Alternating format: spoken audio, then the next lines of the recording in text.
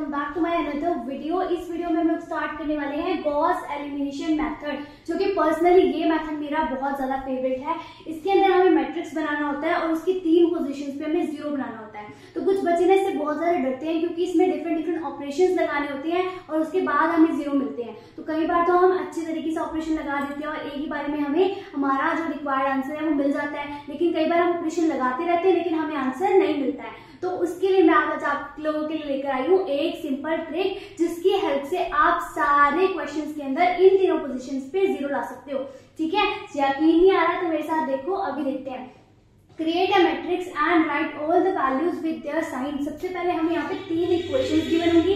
अच्छा, इस इक्वेशन के अंदर ना अगर आपको ये वाली इक्वेशन ऊपर दी गई है, ये वाली इक्वेशन सेकंड पोजीशन पे दी गई है, तो फर्स्ट पोजीशन पे आपकी वो वाली इक्वेशन होनी चाहिए जिसकी x की वैल्यू सबसे छोटी है। इसके अंदर कंपेयर करना है, जिसकी x की वैल्यू सबसे छोटी है वो इक्वेशन सबसे टॉप पे जाएगी। इसके बाद इसमें क्या करना है, आपको मैट्रिक्स क्रिएट करना है। मैट्रिक्स क्रिएट कैसे करते हैं, बहुत सिंपल है, ध्यान से देखना। यहाँ पे x की कोफिशिएंट क्या है, 1 है, तो यहाँ पे 1 लिख दो। y का कोफिशिएंट क्या है, 1 है, 1 लिख दो, यहाँ पे 1 लिख दो। ठीक है, अब यहाँ पे आपको लिखना है x, कितने वेरिएबल यूज करेंगे, 3, x y z। ठीक है, अब देखो इधर इसकी x वाले की वैल्यू क्या है, यहाँ पर 9 है, तो लिख दिया। नेक्स्ट इज x का कोफिशिएंट क्या है, 2 है, तो 2 लिख दो। इस y का कोफिशिएंट क्या है, -3, साइन भी लेना है, ऐसा नहीं सिंपल लिख देना है, -3, तो -3 लिखना है। इधर क्या लिखोगे, 4 लिखोगे। देन यहाँ पर इसका क्या है, यहाँ पे इक्वल टू के बाद क्या है, 13 है, यहाँ पे इक्वल टू में मल्टीप्लाई में है। ठीक है, ये इसके साथ मल्टीप्लाई में, यहाँ पे इक्वल टू में है। देन इज x की वैल्यू क्या है, 3, y की वैल्यू क्या है, 4, z की वैल्यू क्या है, 5, पुट कर दिया, इक्वल टू में आ जाएगा 40। इतना सिंपल है, बहुत सिंपल है। इक्वेशन में जो भी कोफिशिएंट दिया गया है उसको इस फॉर्म में लिखना है। बहुत सिंपल है, बहुत ज्यादा सिंपल है। ठीक है, अब हमें क्या करना होता है, इन 3 पोजीशंस पे 0 बनाना होता है, 1 2 3। यानी कि ये मेरी रो 1 है, ये मेरी रो 2 है, ये मेरी रो 3 है। रो 2 के अंदर फर्स्ट कॉलम पे 0 बनाना है, रो 3 के अंदर फर्स्ट और सेकंड कॉलम पे 0 बनाना है। यहाँ पे ये लिखा है रो 2 के अंदर फर्स्ट कॉलम पे 0 बनाना है एंड रो 3 के अंदर फर्स्ट और सेकंड कॉलम पे 0 बनाना है। अब इसके लिए हमें क्या ऑपरेशंस लगाने होते हैं, प्लस करो, मल्टीप्लाई करो, डिवाइड करो, ताकि मेरे को क्या मिले, 0 मिले। अब देखो व्हेन कॉलम 1, अब इसके लिए क्या करना है, हमें कोई ना कोई रो को फिक्स्ड करना है। अब ये ट्रिक है, ये ट्रिक याद रखनी है आपने। जब भी कॉलम 1 को आपने 0 बनाना है तो हमेशा रो 1 को आपने फिक्स करना है। जब आपने कॉलम 2 को 0 बनाना है तब आपने रो 2 को फिक्स करना है। इतनी बात क्लियर है, बहुत सिंपल वर्डिंग में लिखा है, ध्यान से समझो। अब क्या करना है, ध्यान से देखो। Pick the value, pick the number and place the negative sign before it. जिस भी नंबर को 0 बनाना है, इस नंबर को 0 बनाना है ना, इस नंबर को लिखो और इससे पहले क्या लगा दो, नेगेटिव साइन लगा दो। सिंपल है। Next, before it divide by the above number, और इस नंबर को किससे डिवाइड कर दो, जो भी इसके ऊपर लिखा हुआ है। ऊपर नंबर क्या लिखा है, 1 लिखा है, 1 लिख दिया।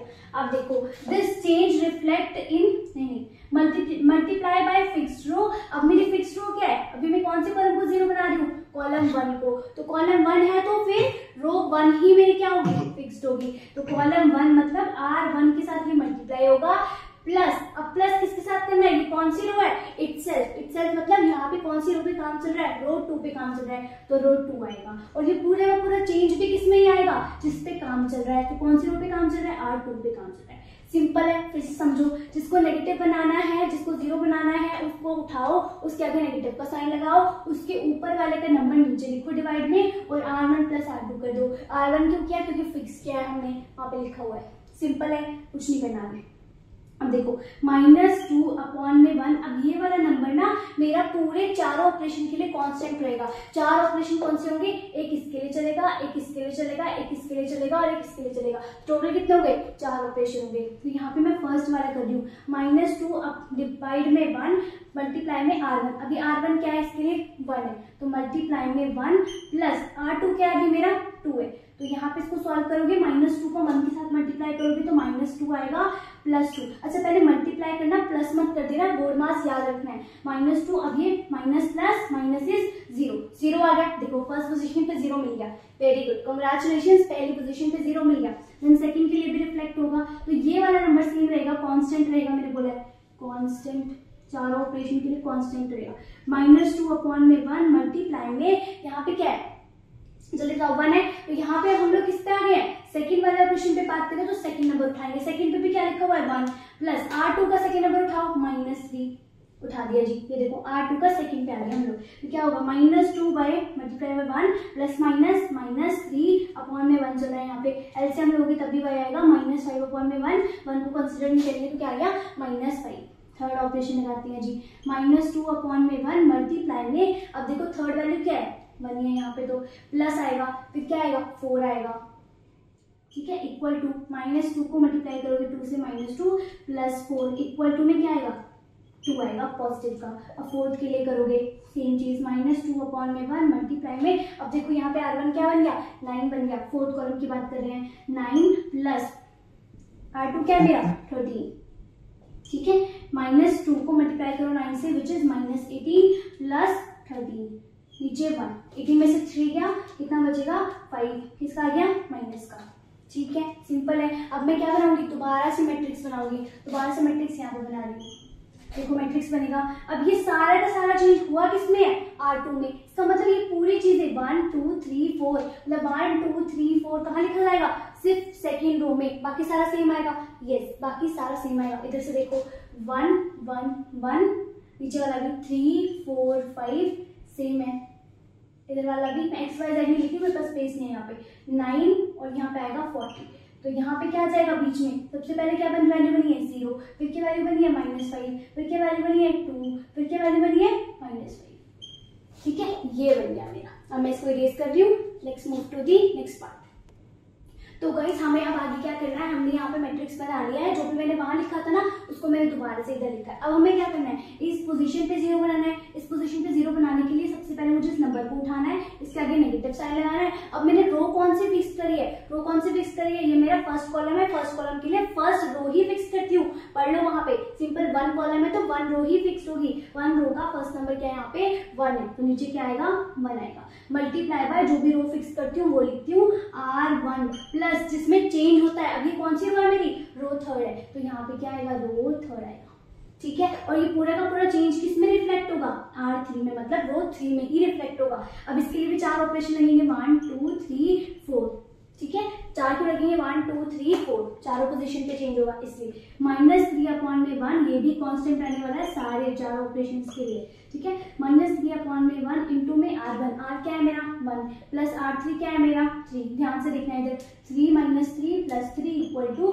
0, वेरी गुड कंग्रेचुलेशंस, यहाँ पे भी आ गया है 0, -3 अपॉन में 1 मल्टीप्लाई में फिर से 1 है प्लस यहाँ पे क्या है 4 है, तो आ गया -3 प्लस 4 इक्वल टू 1, सिंपल बनाया है, ठीक है, ठीक है, -3 अपॉन में 1 मल्टीप्लाई में यहाँ पे फिर से क्या आएगा 1 आएगा प्लस 5 आएगा equal to -3 plus 5 which is 2, simple, ठीक है, तो यहाँ पे मेरा -3 अपॉन में 1 मल्टीप्लाई में क्या है 9 है प्लस क्या है 40 है, लास्ट में 40 लिखा हुआ है, 9 3 27 माइनस का प्लस 40 विच इज 13, ठीक है, तो ये मेरे पास first second third fourth value आ गई है। अब मुझे क्या करना है, let's move to the next matrix, matrix बनाएंगे। अच्छा बताओ किस में चेंज होगा, R3 में चेंज होगा, बाकी दोनों रो सेम रहेगी, यस बाकी दोनों रो सेम है, बस इस वाली रो में चेंज आएगा, तो बाकी दोनों रो क्या है जल्दी से बताओ, 1 1 1, सेकंड है 0 5 2, थर्ड रो क्या हो गई 0 1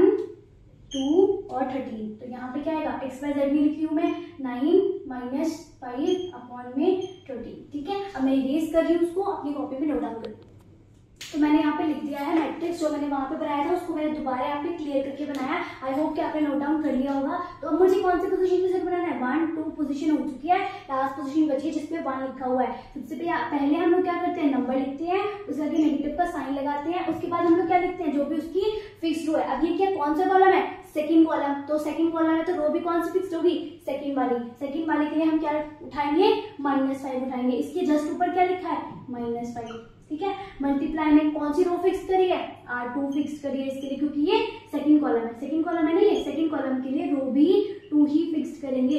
यहाँ पे लिखा है मैंने, ये देखो R2 है तो कॉलम 1 है ऐसे करके, ठीक है, यहाँ पे भी लिखा हुआ है, ध्यान से पढ़ लेना, ये लिखा कॉलम 2 है तो रो 2 फिक्स करेंगे, ठीक है। उसके बाद किस में चेंज चाहिए मुझे, R3 में चेंज चाहिए, R3 आ गया यहाँ पर मेरा, और R3, ठीक है, माइनस माइनस। अच्छा देखो यहाँ पे हम लोग क्या लगाते हैं, माइनस का साइन लगाते हैं, यहाँ पे भी नीचे माइनस पहले से है तो माइनस से माइनस क्या हो गया, कैंसिल हो गया। यानी कि चारों ऑपरेशन के अंदर जो मेरा चलने वाला है वो क्या चलेगा, 1/5 चलेगा। 1/5 मल्टीप्लाई में R2 क्या है मेरा, R2 क्या चलेगा, यहाँ से चलेगा ना 0 से, तो 0 आएगा सबसे पहले, प्लस R3 क्या है मेरा 0, तो ये क्या हो जाएगा पूरा 0। इसका मतलब क्या है, जो मेरे यहाँ पे आंसर है वो बिल्कुल करेक्ट है, यहाँ पे भी 0 आ रहा है। ठीक है, अगर आप कोई और ऑप्शन लगाते हो ना, ऑपरेशन कोई और डिफरेंट लगाते हो तो ये 0 मेरे हिल सकते हैं, हिलाना नहीं है, इनको 0 ही आना चाहिए। ठीक है, तो 1/5 मल्टीप्लाई में अब क्या आ जाएगा, नंबर आएगा यहाँ पे -5 प्लस क्या आएगा 1 इक्वल टू -5 को मल्टीप्लाई करोगे 5 के साथ प्लस 1, ये क्या आ गया 1, माइनस माइनस प्लस माइनस 0 हो गया। इसका मतलब इस वाली पोजीशन पे भी क्या हो गया, 0 हो गया। कांग्रेचुलेशंस, थर्ड 0 भी आपने यहाँ पे 1/5 मल्टीप्लाई में 2 प्लस 2, तो 2 1 जा 2/5 प्लस 2, क्रॉस मल्टीप्लाई कर दो इसको तो ये आएगा 5 2 जा 10 2। ठीक है, यहाँ पे इक्वल टू है, अपॉन में क्या है 5, तो ये आगे 12/5। अब इसको पॉइंट्स में लिखने की जरूरत नहीं क्योंकि आगे इक्वेशंस निकालनी है हमने। 1/5 मल्टीप्लाई में यहाँ पे क्या है, R2 चाहिए, R2 इज -5 प्लस R3 क्या है 13 है। देखो -5 को मल्टीप्लाई करोगे 1 के साथ, अपॉन में 5 प्लस 13, तो इसका भी करो एलसीएम लोग जल्दी से। 13 5 से कितना मल्टीप्लाई करोगे, 13 मल्टीप्लाई में 5 विच इज 65 -5 प्लस अपॉन में 5 विच इज 65 -5 60 डिवाइड में 5 5 1 जा 5 और 1 करेगा 2 12 आ गया। कितना आंसर आ गया जी 12। ठीक है, तो फिर से मैट्रिक्स क्रिएट करते हैं इधर। अब किस में चेंज हुआ ये सारा का सारा, R3 में चेंज हुआ है। इसका मतलब पूरी की पूरी R3 रो हिलेगी, यस पूरी की पूरी R3 हिलेगी, तो बाकी सारा सेम आएगा, यस बाकी सारा सेम है। 2 लास्ट में क्या आएगा, सबसे पहले आ रहा है 0 0 लिख दिया, फिर दोबारा से आ रहा है 0 0 लिख दिया, फिर आ रहा है 12/5 12/5 लिख दिया, फिर आ रहा है 12। तो ये मैं यहाँ पे XYZ में लिख रही हूँ 9 -5 और यहाँ पे आएगा 12। ठीक है, आई मैं इरेज कर रही हूँ सबको, आप लोग डाउन कर। तो यहाँ पे मुझे क्या करना है, अब मुझे XYZ निकालना है। देखो भाई यहाँ पे XYZ लिखना भूल गई तो मैं वो यहाँ पे लिख रही हूँ XYZ। ठीक है, मुझे यहाँ इससे क्या मिलेगा, x मिलेगा, इससे क्या मिलेगा, z मिलेगा, इससे y मिलेगा। ठीक है, तो यहाँ पे मैं लिखूंगी सबसे पहले एक, इसमें बचा हुआ है एक नंबर तो इससे स्टार्ट करेंगे, तो 0x plus 0y plus 12/5 z equal to z।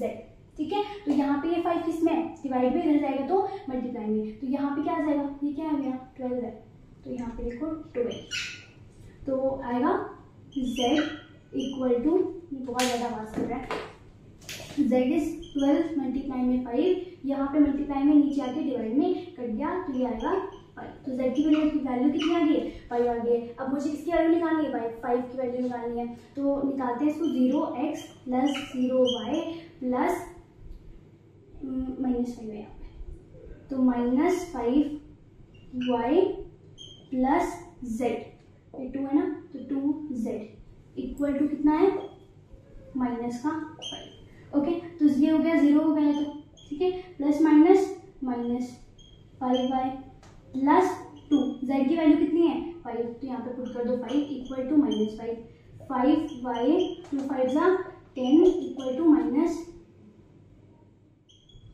तो यहाँ पे 10 किस में प्लस में, उधर जाएगा तो माइनस में, तो क्या हो जाएगा -5 -10 विच इज -15। यहाँ पे ये 5y किस में है, मल्टीप्लीकेशन में, इधर आएगा तो डिवाइड में। बेसिक मैथमेटिक्स तो आपने करी है, -15 -5 कर दिया, तो ये कितनी आ गई y की वैल्यू आ गई है 3। अब मुझे किसकी वैल्यू निकालनी है, मुझे फर्स्ट वाली की वैल्यू निकालनी है, तो बहुत ईजी है, x plus y plus z equal to कितना है 9 है, तो मेरे पास x की वैल्यू मुझे पता नहीं है, x लिख दो ऐसे ही, y की वैल्यू कितनी है 3 प्लस z की वैल्यू कितनी आई है 5 equal to 9, x equal to 3 plus 5 is 8 9, इधर जाएगा तो किसमें आएगा माइनस में, तो x की वैल्यू कितनी आ गई है 1 आ गई है। तो कांग्रेचुलेशंस, आपने तीनों 0 फाइंड आउट कर दिए हैं और तीनों इक्वेशंस भी निकाल दिए हैं, और इन तीनों इक्वेशंस को निकालने को बोलते हैं after making zeros find the equation according to the rule, ठीक है। और इसको बोलते हैं हम बैक सब्स्टिट्यूशन। आपके क्वेश्चन में मेंशन भी हो सकता है बैक सब्स्टिट्यूशन से आपने निकाला है तो उसका मतलब क्या है, ये क्वेश्चंस को फाइंड आउट करना है। सिंपल वर्डिंग में लिखा है एक ही मेथड से, एक ही स्टेप से, एक ही ट्रिक से